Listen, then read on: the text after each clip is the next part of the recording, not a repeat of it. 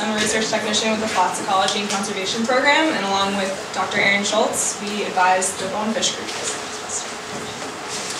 Hi, we're the Fall 2015 Bonefish Research Team. I'm Robert Sintel.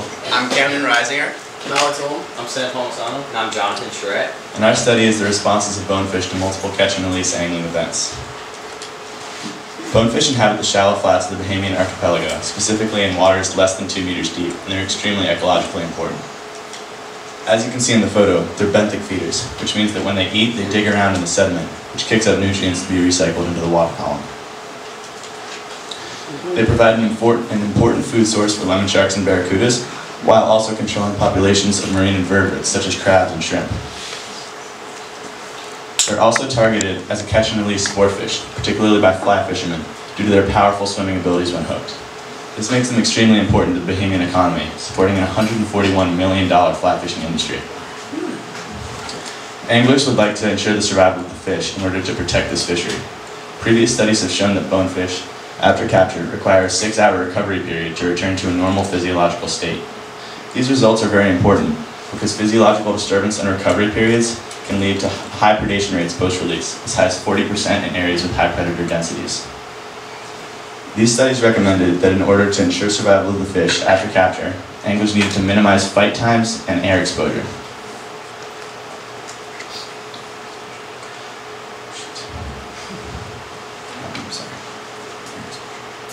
These are part of the best handling practices that are used to ensure the survival of the fish post-release. Leaflets detailing these practices will be available during the poster session. Although many anglers have successfully adopted these practices, it is unknown if multiple captures results in greater physiological disturbance in bonefish. Anecdotal evidence from local guides suggests that in certain areas of Eleuthera, there are anglers on the flats every single day. This high fishing pressure could lead to certain fish being angled multiple times. The documented physiological response of bonefish to capture could be altered with multiple angling events. One good way to measure physiological disturbance is metabolic rate. Standard metabolic rate, or SMR, the lowest metabolic rate that a fish requires to survive, can be used in conjunction with excess post-exercise oxygen consumption, or EPOC, the maximum amount of oxygen that a fish uses directly after exercise. These two values can be used to quantify the physiological disturbance in a fish. As you can see in the photo, this fish has recently been angled. It's now consuming its maximum amount of oxygen and just now beginning its recovery period. This is what EPOC is measuring. The purpose of our study is to observe and quantify the fishing pressure on bonefish in South Eleuthera and to determine bonefish's response to multiple angling events. The outcomes of this study will have important implications for management strategies in this recreational fishery in the Bahamas. Our study had 2 parts that both had to do with the reaction of bonefish to angling pressures. The location of our study was CEI, where we used the wet lab, and the surrounding flats and tidal creeks of South Eleuthera. We took many angling expeditions to go out on these flats to calculate the amount of angling hours, the amount of anglers, and the amount of fish caught to correctly quantify the catch per unit effort, or CPUE, of these flats. This is measured in fish caught per angling hour. While out on these flats, we also collected fish through a method called seining, which uses a long net with floats on the top and weights on the bottom to encircle the fish, and then hand nets to then put them into coolers, and then they were then transported back to the wet lab, where they were fed sardines and held in these holding tanks. The second part of our study was SMR and EPOC. SMR, or standard metabolic rate, is the amount of oxygen that a fish needs to survive, and EPOC, or excess post-exercise oxygen consumption, is an angling event. A simulated angling event, sorry. We quantified both of these using a oligostag respirometry system, which uses a fiber optic oxygen probe to measure the amount of dissolved oxygen in the water. They're kept in these chambers so they don't swim. And here's the fiber optic oxygen probe. SMR is conducted overnight, and then they're transported to these chase tanks, where they're chased to exhaustion by pinching their tails. After 3 pinches, if they don't burst swim, then they are considered exhausted. We calculate the amount of time that they last in the tanks and the distance that they swim.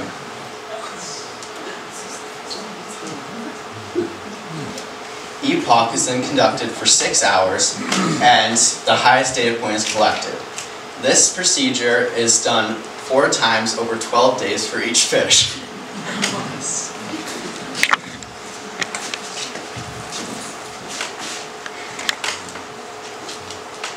While out on tidal flats and creeks in southern Eleuthera, baseline angling pressure data was collected. The collected data points were number of anglers, angling hours, and number of bonefish caught. As you can see, on the y-axis are total angling hours and number of bonefish caught, and on the x-axis are angling locations. In locations in which there were higher angling hours, more bonefish were caught. The calculated CPUE, or catch per unit effort, was found to be 0.045 fish caught per angling hour, which equates to roughly 1 fish caught every 22 hours of angling. Once brought back to the lab and put through the static respirometry protocol, excess post-exercise oxygen consumption with a sample size of 6, represented by the black box, and standard metabolic rate, represented by the white circle, appeared to have a decreasing trend in milligrams of oxygen consumed per kilogram of fish per hour over each simulated angling event. Similarly, once put through the chase to exhaustion protocol, average distance traveled, as represented by this graph, and average time traveled appeared to have an increasing trend.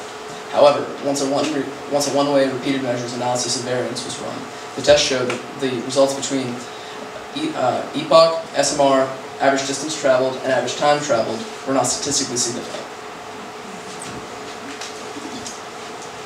Baseline data collected shows that there's low fishing pressure on the flats of South Eleuthera. The majority of the pressure comes from the CEI flats research team. We found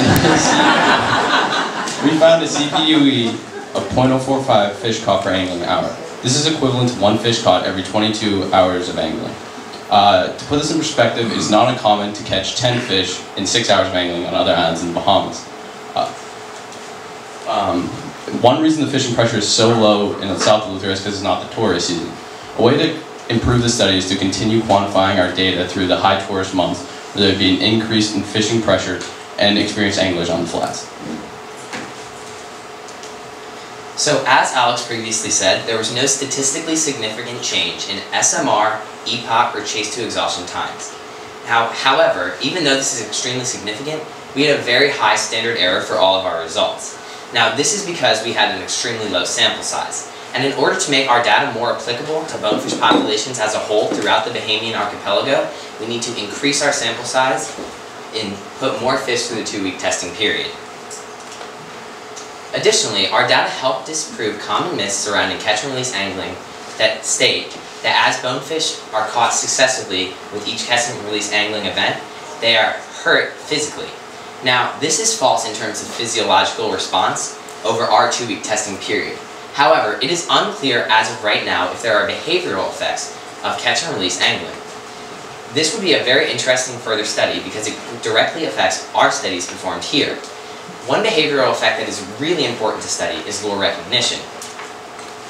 Lure recognition is when a fish is able to be caught multiple times. And as a bonefish is able to recognize commonly used fly patterns on the flats of southern Eleuthera, there would be a decrease in catch per unit effort and transitively a decrease in the angler satisfaction. This decrease in angler satisfaction can therefore be translated into a decrease in the revenue brought in by the bone fishing industry, which would be tragic to the Bahamian economy.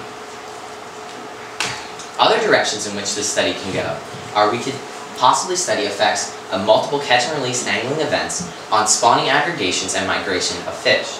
Another study that could possibly be performed, is the effects of other anthropogenic factors such as boating and noise pollution on fish. Overall, our study helps provide regulators and anglers important information needed to conserve and protect bonefish stocks throughout the Bahamian archipelago. We would like to thank Chris Max and the Cape Eleuthera Foundation, our research advisors, Georgie and Aaron, the Flats interns, Tony and Connor, Abby Gordon for photos, and then Taquito for moral support throughout this past few weeks. Here's our work cited. Are there any questions?